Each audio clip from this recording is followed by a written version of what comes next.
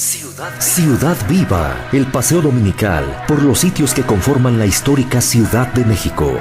Ciudad Viva. Recorridos llenos de anécdotas. Ciudad Viva con Sandra Rodríguez. Una invitación a crear postales sonoras. Hola, ¿qué tal? Muy buenos días. Qué gusto que nos estás escuchando aquí este domingo. Y yo soy Sandra Rodríguez de Visitas Guiadas México. Estás en Ciudad Viva, en Radio 1000.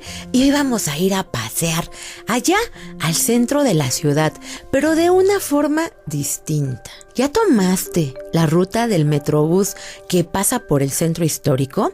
Sí, muchos hemos utilizado el Metrobús porque, pues, de alguna manera disminuye el tiempo de traslado y demás. Además, hay varias rutas. Algunos la conocen, la que va sobre Insurgentes, y otras nuevas que corren hacia Tenayuca. Pero ya te hice la oportunidad de hacer un recorrido a bordo del Metrobús. Y estoy hablando del Metrobús, no Turibús, Metrobús. Mi ciudad es Chinampa, en un lago escondido. Es Enzontle que busca en donde hacer nido. Reilete que engaña, la vista al girar. Baila el son del tequila y de su valentía. Es jinete que arriesga la vida en un lienzo de fiesta y color. Sí, allá en el centro histórico, hace como 5 años, se planteó la necesidad de crear un transporte que cruzara todo el centro. Hace muchos años yo había pensado lo mismo. Yo había dicho que tal vez sería interesante que un microbús pasara y diera la vuelta por todo el centro histórico de la Ciudad de México y solamente diera vueltas. Bueno, allá se estableció el Metrobús. Metrobús es un sistema de transporte basado en autobuses de capacidad y tecnología de punta que brinda movilidad urbana de manera rápida y segura por medio de la integración de una infraestructura preferente, operaciones rápidas y frecuentes, sistema de pago automatizado y calidad en el servicio.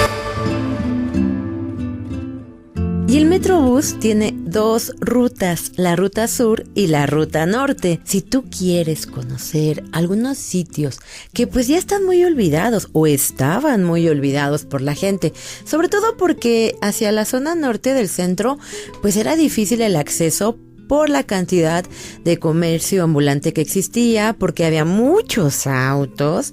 Además, había bastantes lonas montadas sobre los muros de las casas y no se veía nada.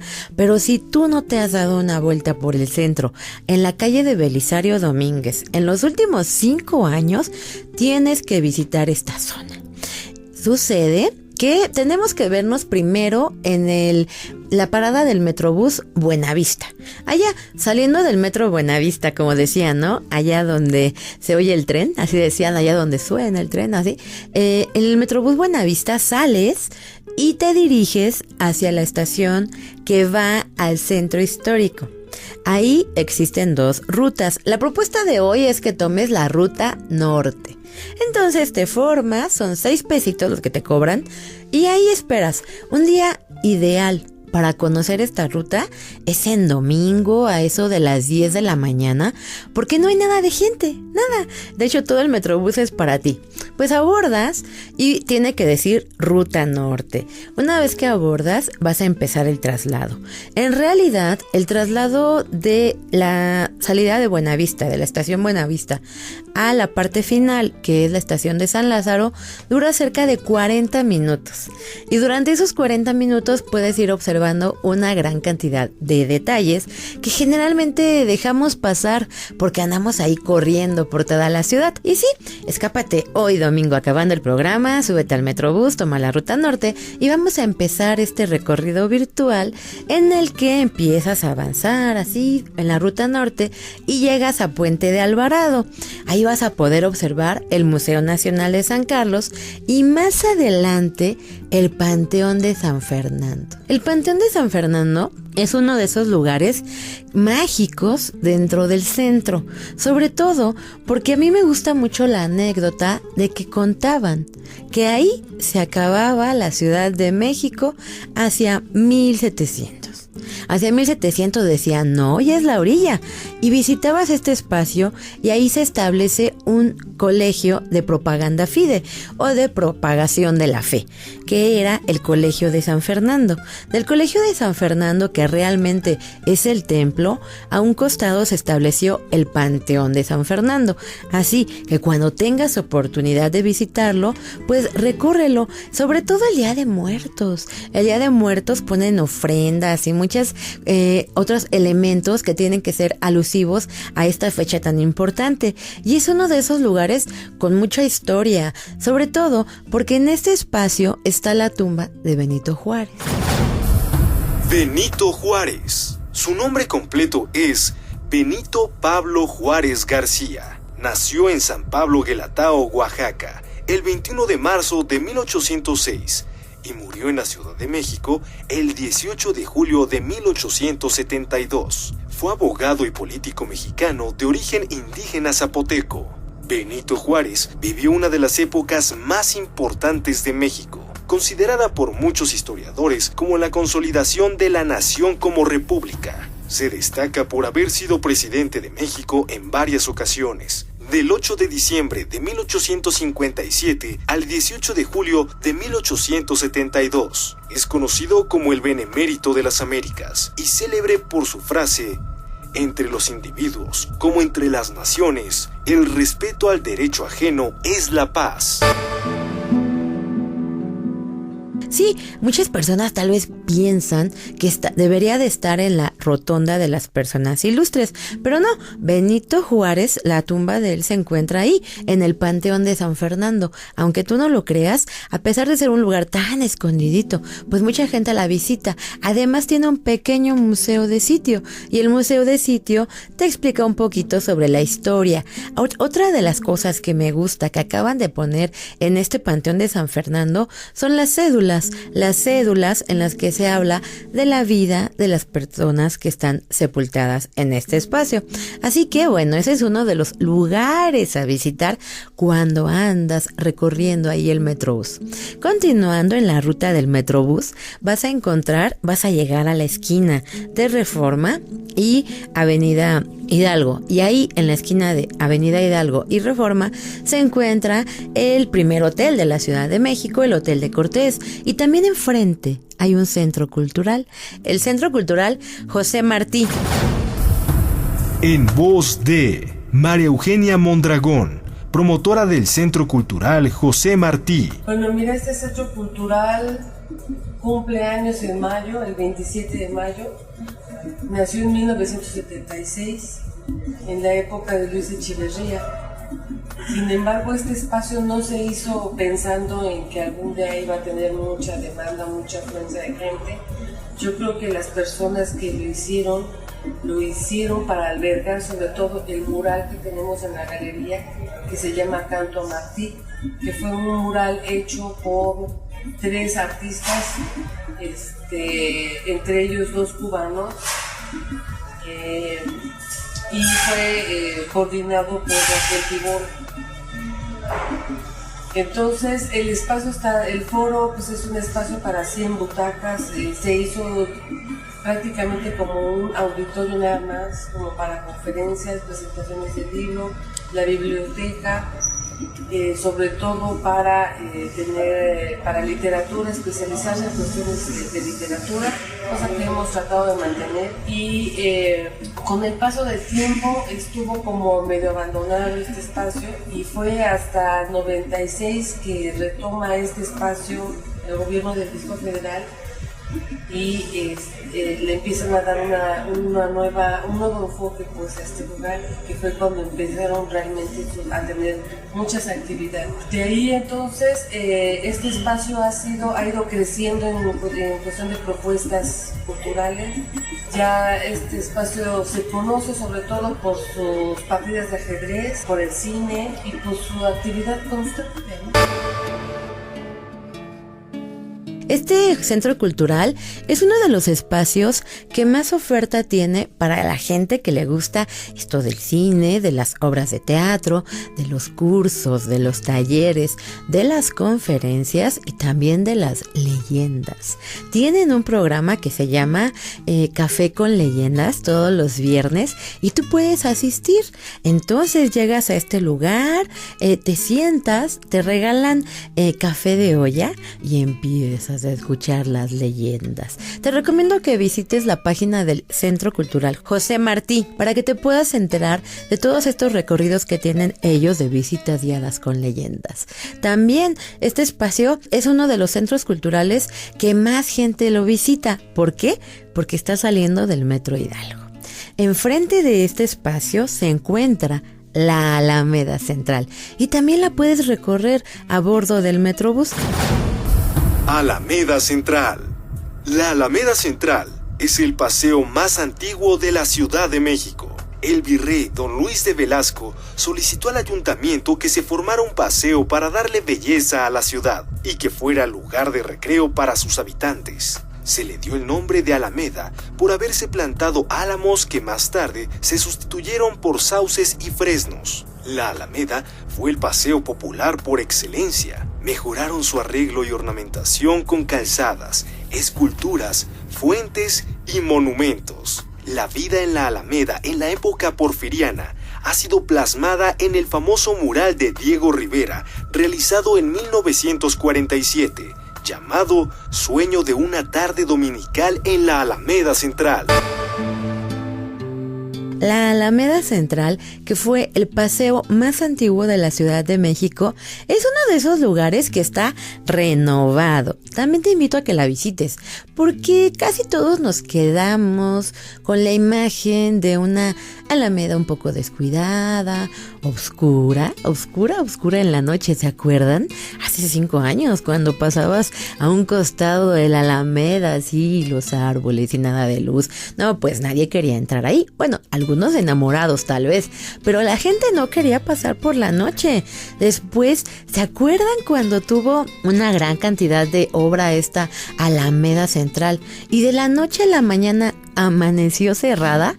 Recuerdo que hace 2 años, cuando hablábamos de la Alameda y decíamos que era un paseo en el que estaba prohibido que entrara cualquier persona mal calzada o mal vestida, pues de pronto nos amaneció así, toda cerrada, y no pudimos visitarla porque la estaban restaurando. Pero cuando se volvió a abrir, bueno, cambió la imagen. Yo te invito a que te des una vueltecita por la Alameda, a que vayas a pasear por sus calzadas, a que recorras las fuentes, esas fuentes bailarinas que por la noche cambian de iluminación. Hay mucho que ver ahí en la Alameda Central, pero de esto vamos a hablar cuando regresemos. Estás en Ciudad Viva, en Radio Mil. Ciudad Viva, el paseo dominical por los sitios que conforman la histórica Ciudad de México. Ciudad Viva con Sandra Rodríguez. Ciudad Viva, una invitación a crear postales sonoras. Ya estamos de regreso aquí en Ciudad Viva. Estamos hablando del Metrobús turístico. Sí, el Metrobús, no el Turibús. El Metrobús, este recorrido que tú puedes hacer a bordo del Metrobús por toda la ruta norte en el centro histórico de la Ciudad de México y solo por 6 pesitos. Una vez que llegas ahí a la Alameda Central, pues vas a poder visitar muchas esculturas bellísimas. Por ejemplo, la Fuente de las Danaides. Ahí esta fuente me encanta. ¿Sabes por qué? Porque tiene una historia de amor detrás. Son 2 mujeres que llevan en las manos un recipiente y están vertiendo agua sobre una fuente. La leyenda cuenta que eran 40 hermanas, que se casaron con 40 hermanos. Lo malo fue que 39 de ellas los asesinaron, excepto una. Y entonces las castigan a tener que llenar un tonel sin fondo por la eternidad. Por eso esa fuente está así, con 2 mujeres tratando de llenar la fuente.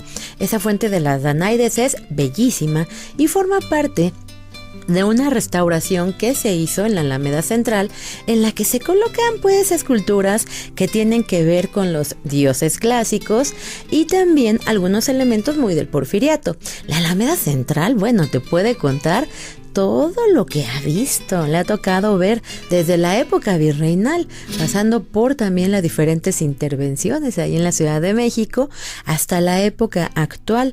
Ha tenido pues sus altibajos, en ocasiones la han abandonado bastante y otras ha quedado bellísima como actualmente. Además, en la Alameda Central tienes que visitar el hemiciclo a Juárez. El hemiciclo a Juárez bellísimo, hecho con mármol de Carrara, y es un lugar increíble, ahora muy de moda para los enamorados. Sí, si te das una vuelta como a eso de las 7 de la noche por la Alameda Central, hay muchos novios en la parte de atrás de ese hemiciclo a Juárez, y hay mucho que descubrir en este espacio, algunos regalos que le han hecho a México, también por los 100 años de la independencia se ubicaron aquí, en la Alameda, que recibe este nombre porque originalmente se iban a sembrar álamos, que nunca se dieron. Lo que se dieron perfecto fueron los fresnos.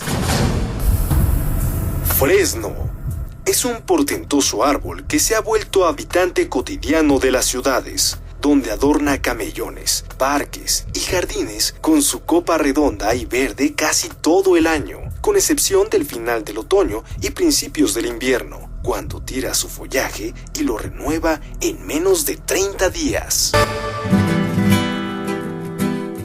Por eso dicen algunos libros que debería llamarse Fresnera, pero se oye muy feo. Mejor Alameda. Por eso en la Ciudad de México también existe la Alameda Norte, la Alameda Sur, la Alameda Central, y es un paseo obligado. Para la gente que se acuerde, ¿se acuerdan cuando todavía nos tocó ir a ver ahí a los Reyes Magos? Ay, era bellísimo, era bellísimo.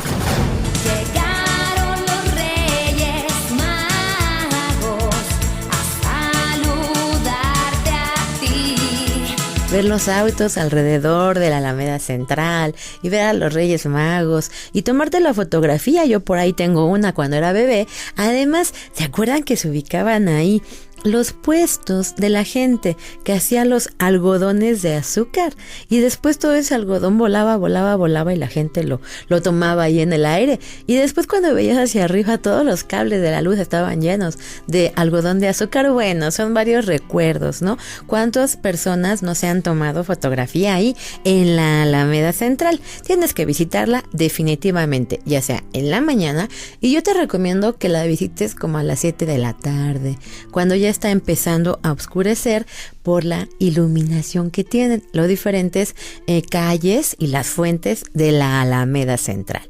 Y continuando con este recorrido por el Metrobús en la Ruta Norte, te vas a encontrar con el Palacio de Bellas Artes.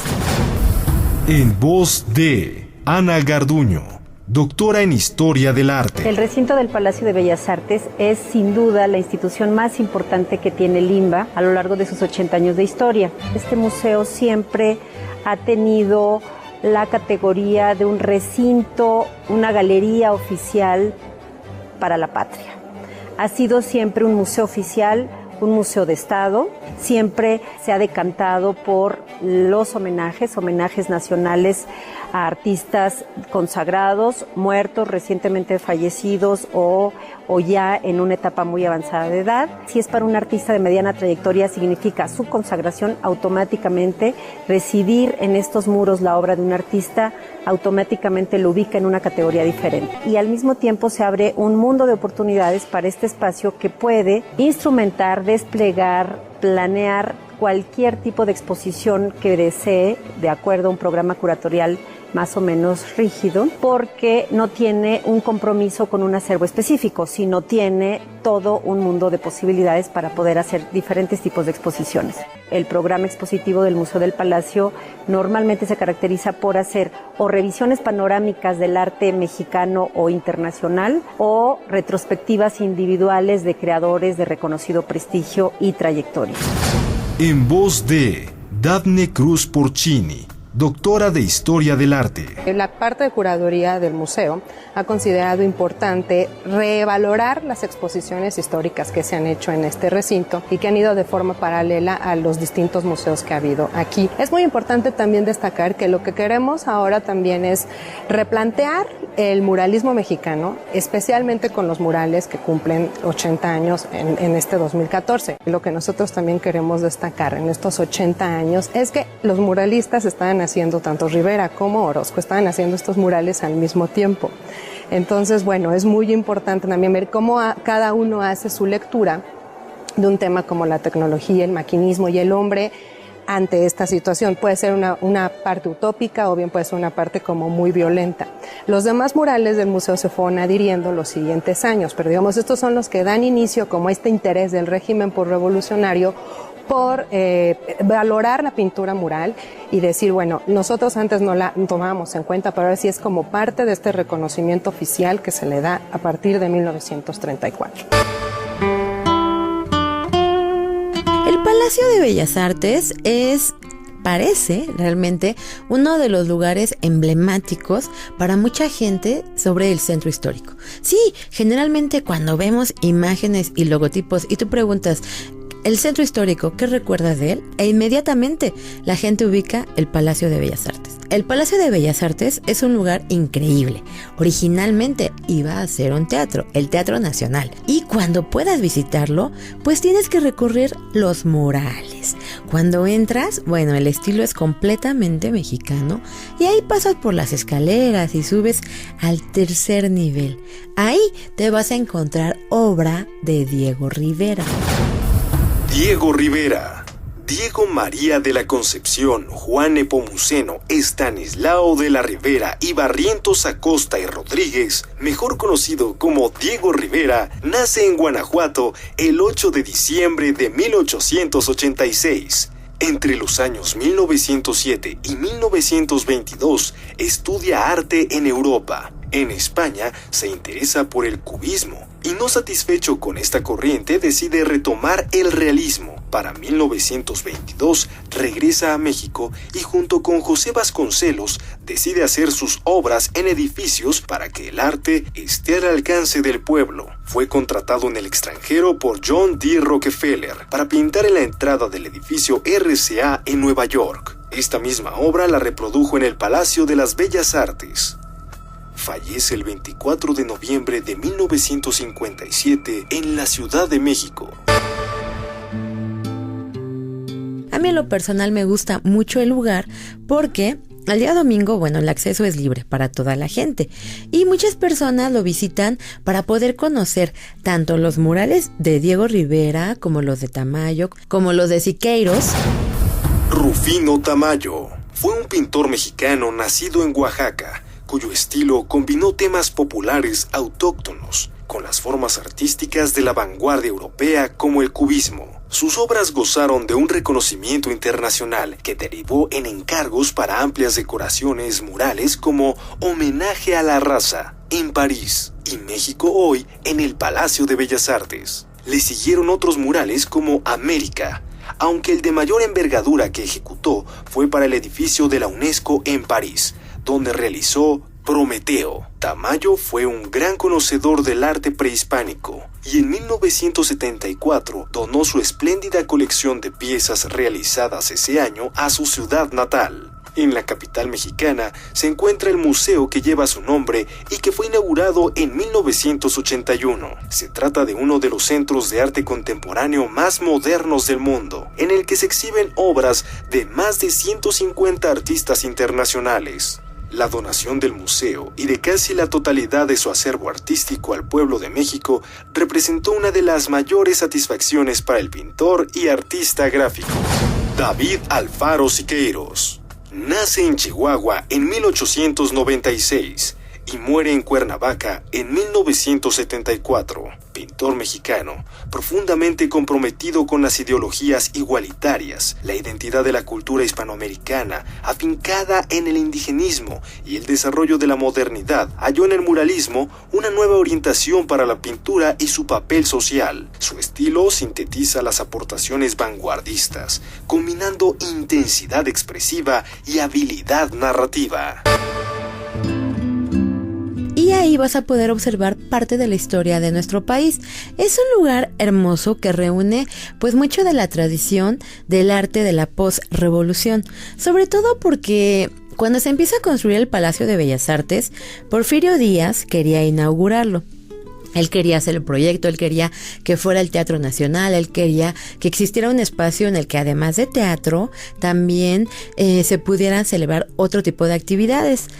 Pero la revolución detiene la obra y se tiene que detener un proyecto que estaba pensado para que se inaugurara en 1910, lo terminan hasta 1934. Federico Mariscal va a retomar el proyecto y le va a dar un giro total, porque el exterior, ¿a poco no te recuerda como una nube blanca ahí, no? En el centro. Está bellísimo, todo blanco, todo con líneas, todas curvas, todo bellísimo. Y cuando entras, es otro estilo. Es que la parte exterior la realizó Adamo Boari, pero ya no termina el proyecto, porque se da la revolución y él tiene que salir de México. Deja los planos, dejó muchos planos para poder terminar el proyecto original que se iba a elaborar 1, 2 y 3, que se iba a elaborar con mármol de Carrara y también el interior. Sin embargo, Federico Mariscal va a cambiar todo este diseño del interior y va a recubrir todos los muros con ónix mexicano. Por eso es tan diferente, el exterior todo de mármol, el interior con diferentes colores, con diferentes tipos de piso, inclusive tú encuentras ónix negro, algún mármol rojo y los colores destacan al interior. Además, ya cuando Federico Mariscal termina el proyecto, bueno, él utiliza un estilo que se llama Art Deco, y el Art Deco, la gente a nivel internacional dice que se identifica por elementos muy nacionalistas. Ahí, al interior del Palacio de Bellas Artes, te vas a encontrar con mascarones del dios Chac de la zona maya. Algunas personas dicen que parecen un elefante, pero no, es el dios Chac, que tiene que ver con el agua. Y vas a poder observar las lámparas bellísimas, el latón, la entrada al teatro, la puerta de entrada al teatro es bellísima también, y después subes las escaleras y entonces empiezas a observar los murales. Eso sí, le dieron un espacio muy grande a estos muralistas mexicanos para poder plasmar realmente este movimiento de la posrevolución. Además, también el teatro. Bueno, el teatro tienes que visitarlo. Todos los viernes a las 12 del día hay una visita guiada que organiza el Palacio de Bellas Artes. La entrada es libre. Lo increíble es que entras al teatro, te sientas ahí en las butacas y empiezas a observar la obra que hicieron dentro de este magnífico Teatro de Bellas Artes, que dicen tenía la mejor acústica del centro histórico, hasta que hicieron algunos cambios. Pero vamos a hablar de otros lugares que puedes visitar a bordo del Metrobús en la Ruta Norte en cuanto regresemos. Estás en Ciudad Viva, en Radio 1000. Ciudad Viva. Recorridos llenos de anécdotas. Ciudad Viva. Ciudad Viva. Una invitación a crear postales sonoras. Y estamos de regreso aquí en Ciudad Viva, en Radio 1000, hablando del Metrobús y de esta ruta norte que tú puedes tomar saliendo del Metro Buenavista, y en la que vas a poder observar diferentes lugares que tal vez no has descubierto o tal vez no has visitado desde hace algunos años. Yo te invito a que te des la oportunidad de ver diferente el centro histórico. De verdad cambió radicalmente esta zona norte del centro. Y vamos a continuar a bordo de este Metrobús. Ya pasamos por la Alameda Central, damos la vuelta sobre el eje central, pasamos por Tacuba y después llegamos a la calle de Donceles. Ahí vamos a hacer una pequeña escala para visitar y hablar de algunos teatros que se ubicaron en esta zona. Es curioso porque cuando hablábamos de la zona de Garibaldi y decíamos que esta zona de ya Santa María la Redonda pues era muy famosa por la cantidad de carpas que existían, que más adelante van a derivar en los teatros. Teatro es la rama del arte escénico relacionada con la actuación, que representa historias frente a una audiencia usando una combinación de discurso, gestos, escenografía, música, sonido y espectáculo. Es también el género literario que comprende las obras concebidas para un escenario, ante un público. Y sí, hacia esta zona de Donceles se ubica el Teatro de la Ciudad, estaba el Teatro Iturbide, está también el Teatro Lírico, el Teatro Frufru, como les llaman ahora, el Teatro Blanquita. Así que ahí también había cines. Más adelante se establecieron diferentes cines, como el Cine Mariscala. ¿Te acuerdas del Cine Mariscala? Bueno, tal vez no, tal vez eres bastante joven, pero dicen que era un cine de permanencia voluntaria. Además, el costo era bastante económico. Y allá, en la calle de Donceles, haciendo una pequeña escala, en la esquina con Allende, existe un edificio que es la Asamblea de Representantes del Distrito Federal. Este espacio fue un teatro. Originalmente fue el Teatro Iturbide. Allá en el Palacio Nacional, cuando tú lo visitas, hay una zona en la parte de atrás, muy cerca del Jardín Botánico, que la gente de ahí del palacio le llama la Mortadela. Y se llama la Mortadela porque es redondita. Bueno, este espacio fue durante mucho tiempo la Cámara de Diputados, pero sufre un incendio. Y cuando sufre este incendio, tratan de buscar un nuevo espacio en el que puedan localizarse, en el que puedan estar los diputados, y entonces los mandan a este Teatro Iturbide. Y ahí es en donde empiezan a sesionar. Desde 1911 hasta 1981. Fue bastante tiempo. Para esa época, para 1981, ya se piensa en otro proyecto nuevo. Ya hay más diputados, ya hay más gente en México. Y entonces se crea la Cámara de Diputados, que está allá en San Lázaro, donde antes había una estación del ferrocarril. Y sí, se trasladaron los diputados para allá. Este lugar es bastante bello. Yo ya tuve la oportunidad de entrar a a la Asamblea de Representantes. Es hermoso desde la fachada, cuando lo observas es bellísimo. La arquitectura que tiene es pues neoclásica, dicen es ecléctica realmente, pero utiliza algunos elementos clásicos, tiene diferentes símbolos que tienen que ver con la ley, con la justicia, con el orden. Y en la fachada vas a encontrar las fechas 1911, 1981, que es el tiempo en el que estuvieron los diputados. Después, cuando entras, todo un edificio blanco, y te dejan pasar a conocer el área en donde están realmente ya todos, el espacio en el que están los representantes actualmente del Distrito Federal, y ves los tapices y los candiles, y realmente es bastante bonito. Este Teatro de Iturbide fue famoso en su época porque le pertenecía a un empresario que se llamaba Francisco Arbeu. Francisco Arbeu fue un arquitecto destacado durante la mitad del siglo XIX. Nació en Guatemala, pero llegó a nuestro país hacia 1840, adquiriendo la nacionalidad mexicana al poco tiempo. Fue el promotor y, según algunas fuentes, también constructor del Teatro Santa Ana, el primer edificio que igualaba en belleza y magnitud a las obras del virreinato. También colaboró en la construcción del Teatro Iturbide y, al fallecer, en su honor se le dio su nombre a un nuevo edificio, el Teatro Arbeu. Participó en el tendido de la línea férrea de México a Tlalpan, una de las primeras del país. Habrá que destacar que Arbeu hizo una gran fortuna en nuestro país, pero murió en la pobreza en un pequeño cuarto que le facilitaron en el Teatro Iturbide. Sí, aquel que él construyó. Fue sepultado en el Panteón de San Fernando y tiempo después Sus restos fueron trasladados a la iglesia de Regina.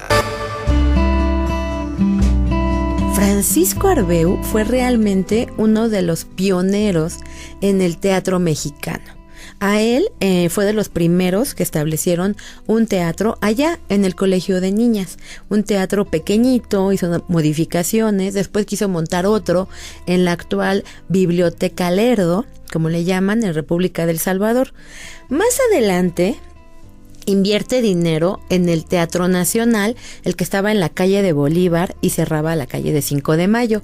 Finalmente vuelve a invertir en este Teatro de Iturbide, que dicen que era el que tenía más lujo que el Teatro Nacional. Francisco Arbeu, cuando muere, pues ya muere en la pobreza y todavía le dejan que habite una pequeña habitación ahí en el Teatro de Iturbide. Así que bueno, la vida y obra de este señor es bastante amplia. Ojalá que un día podamos hablar de él. A un costado de este edificio se encuentra el Teatro de la Ciudad. ¿Ya lo visitaste?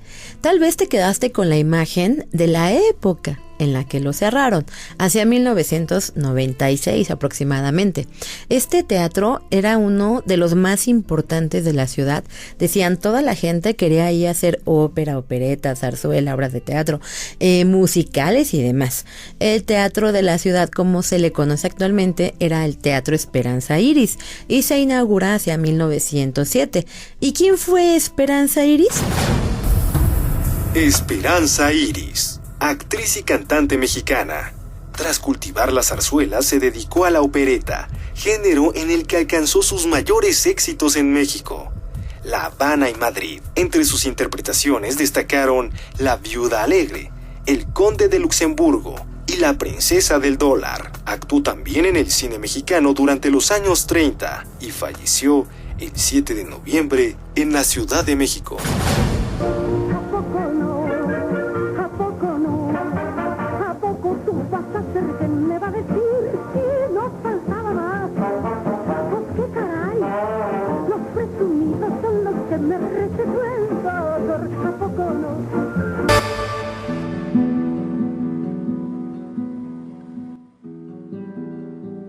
Bueno, pues ella era una empresaria que nace en Chiapas, adquiere este espacio en donde originalmente estaba el Teatro Xicoténcatl, y una vez que lo adquiere, todo su dinero lo invierte para empezar a darle vida. Dicen que era bastante caro. De hecho, ella hacía diferentes giras al interior de la República y recaudaba dinero precisamente para mantener este teatro.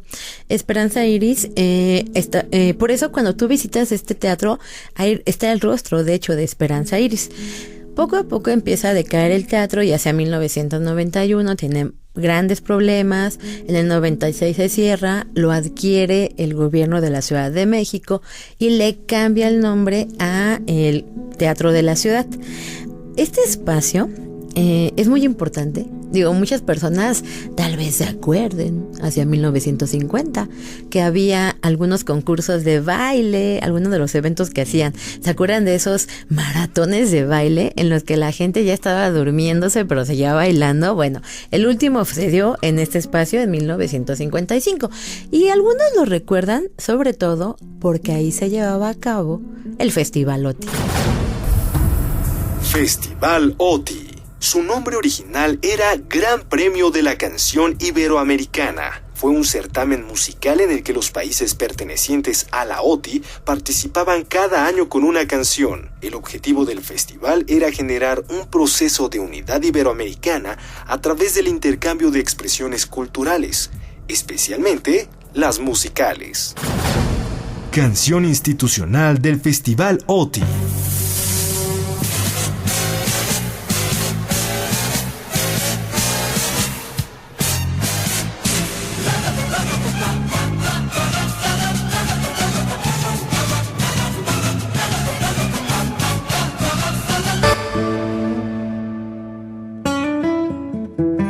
El Festival OTI de la canción se celebraba ahí, en el Teatro de la Ciudad.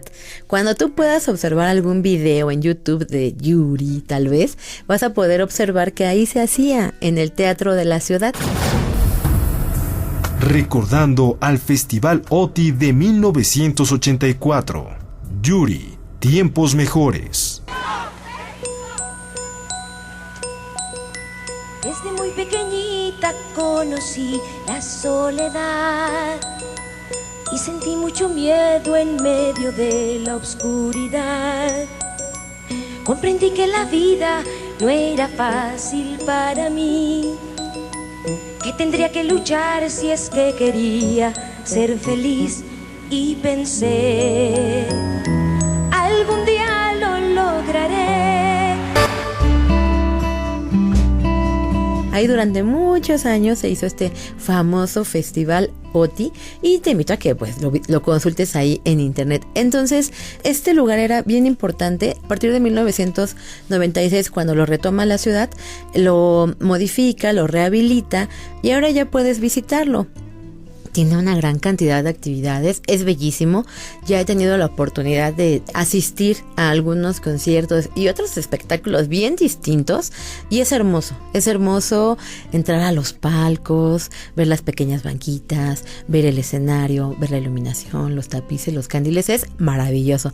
Date la oportunidad de visitar este espacio para que puedas conocer uno de los lugares emblemáticos del centro histórico, el Teatro de la Ciudad de México. Pero vamos a continuar hablando de esta ruta del Metrobús Zona Norte en cuanto regresemos. Yo soy Sandra Rodríguez de Visitas Guiadas México y estás en Ciudad Viva, en Radio 1000. Ciudad Viva, el paseo dominical por los sitios que conforman la histórica Ciudad de México. Ciudad Viva con Sandra Rodríguez.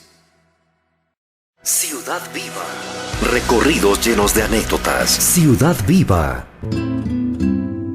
Ya estamos aquí en Ciudad Viva hablando del Metrobús y su ruta norte y yo te invito a que nos sigas también en nuestra página de Facebook Visitas Guiadas México, porque ahí van a aparecer varias imágenes de todos estos lugares que tú puedes visitar a bordo de este Metrobús. Bueno, vamos a continuar platicando que muy cerca de esta calle de Donceles se encuentra otro teatro, el Teatro Lírico. El Teatro Lírico, ahí hay mucha gente que ya ni siquiera lo ubica, pero está en República de Cuba 46.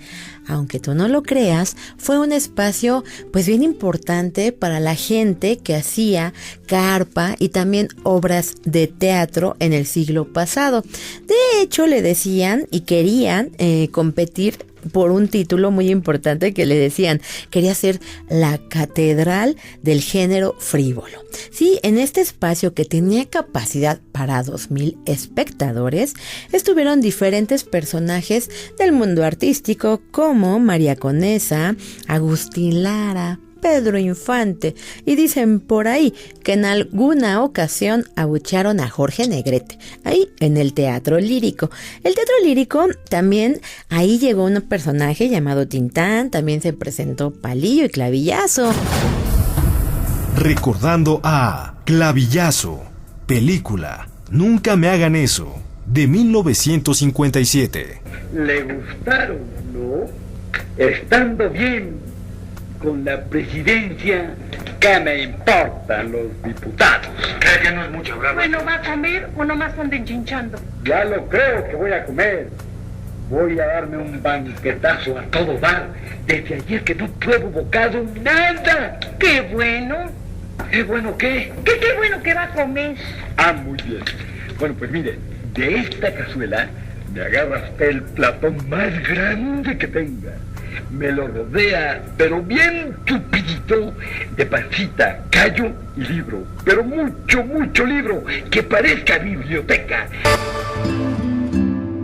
Así que decían por ahí los que hablan del teatro, que todo soldado de la revolución tenía dos aspiraciones: conocer a cuando venía a la Ciudad de México, visitar la Villa de Guadalupe y conocer el Teatro Lírico, porque ahí estaba María Conesa. Era un lugar muy lindo realmente, pero ha venido a menos porque ha tenido muchos problemas.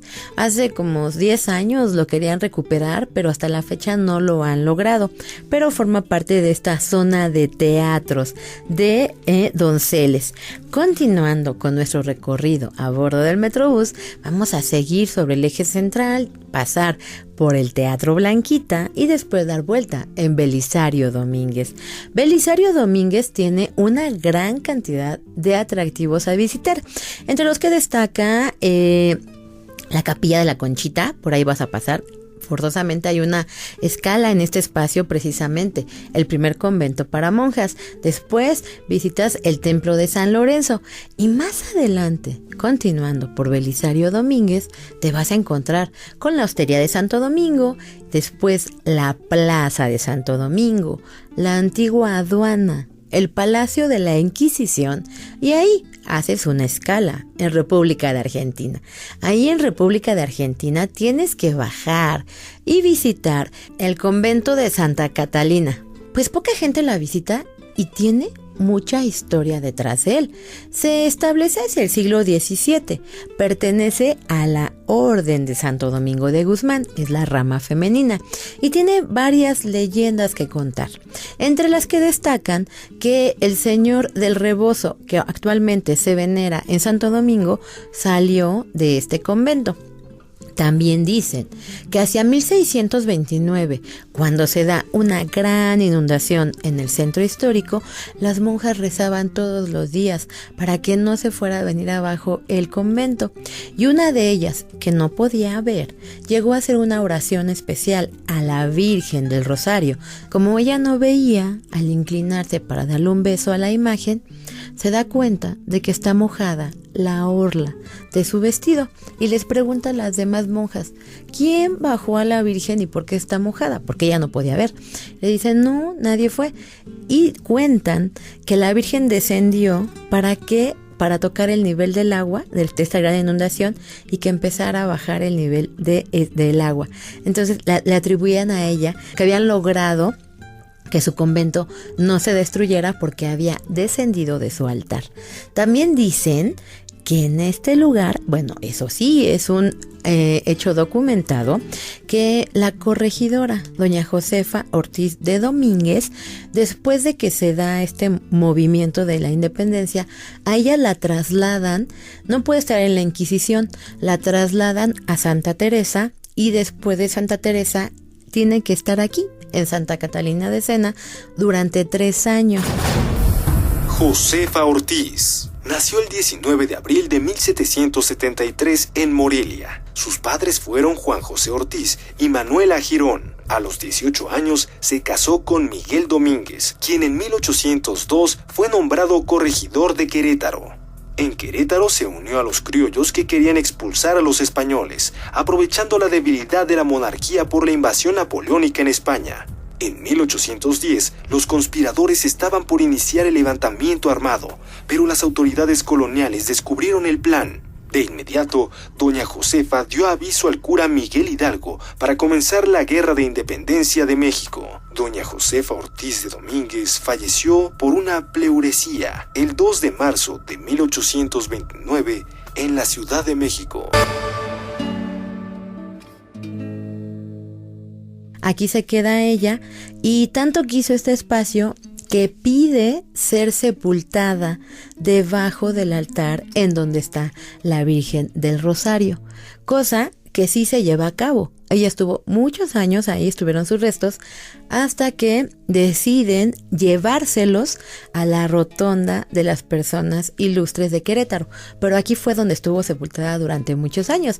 Ese es un dato que casi nunca te lo dicen, porque ese templo generalmente pues pasa desapercibido. La gente anda corriendo y generalmente voltea a ver el edificio de la Secretaría de Educación Pública. Después, el claustro se va a convertir hacia 1867 en un cuartel militar y más adelante en la Escuela de Jurisprudencia, pero tienes que visitarlo en esta calle de República de Argentina y Luis González Obregón. Y continuando nuestro recorrido a bordo de este Metrobús en la Ruta Norte, vamos a continuar y vamos a llegar a un lugar que se llama el Teatro del Pueblo. En voz de Edgar Anaya, cronista de la Ciudad de México. Estamos en el Teatro del Pueblo, que se hizo junto con el Mercado Abelardo Rodríguez. 2 obras que en su momento, en 1934, se inauguraron Inaugura esto el presidente saliente Lázaro Cárdenas y el candidato electo Abelardo Rodríguez. Pero no solo era el mercado, era un complejo cultural que incluía este Teatro del Pueblo. Y este teatro pues también es la primera vez que se hace en México, o al menos en la ciudad y a gran escala, un teatro popular. Los teatros eran para la clase alta y un teatro donde se mostrara obras sencillas, pero ya para un público que nunca antes había ido al teatro. ¿Alguna vez has visitado esta zona? Está muy cerca de la calle del Carmen. Y a veces pensamos, Teatro del Pueblo. Ay, pero ¿a poco hay un teatro en esta zona de Mixcalco, en donde hay tanto comercio, en donde hay tanta gente que llega a vender, a comprar y todo, mucho ruido? ¿Un teatro? Sí, hay un teatro. El Teatro del Pueblo es un conjunto que abarca pues un mercado completo que se llama Mercado Abelardo L. Rodríguez. El Mercado Abelardo L. Rodríguez fue un proyecto bien interesante porque si a ti te gustan los murales, bueno, aquí hay para dar y regalar. El Mercado Abelardo L. Rodríguez tiene más de una docena de murales de diferentes artistas. Originalmente, el movimiento muralista mexicano, la idea era llevar el arte a la gente del pueblo. Que la gente del pueblo no tuviera que entrar a un museo o a una galería, sino que pudieran verlo. Por eso se empiezan a plasmar murales en Palacio Nacional, en Bellas Artes y en este mercado. Sí, tú puedes visitar este mercado. Entras por todas las puertas, todos los pasillos que llevan al interior del mercado, todos tienen murales en los dos muros. Además, estos murales pues muestran parte del proceso que tiene que ver desde que se producen los diferentes vegetales y demás productos que se venden en el mercado hasta la distribución y comercialización. De verdad, no hay un espacio vacío en los muros del Mercado Abelardo L. Rodríguez. Después de que visitas el mercado, tienes que salir y visitar la biblioteca, que también está llena de muros en la parte alta, subir las escaleras y conocer el Teatro del Pueblo, que también tiene varios murales. Es un lugar increíble. Yo te invito a que lo conozcas porque tiene muchas historias que contarte, sobre todo a partir de la restauración que se está haciendo. Tiene unos murales cuyos precios de verdad son incalculables, inclusive tienen uno ahí en la parte alta del teatro que es bastante caro, está cotizado en $. Entonces hay muchas cosas que descubrir ahí en el Mercado Abelardo L. Rodríguez. Yo espero que te haya gustado hacer este recorrido a bordo del Metrobús en la Ruta Norte. La próxima semana vamos a hablar de la Ruta Sur, de la otra zona del centro. Yo soy Sandra Rodríguez de Visitas Guiadas México y espero que nos puedas escuchar la próxima semana de 9 a 10 de la mañana. Ciudad Viva, una invitación a crear postales sonoras.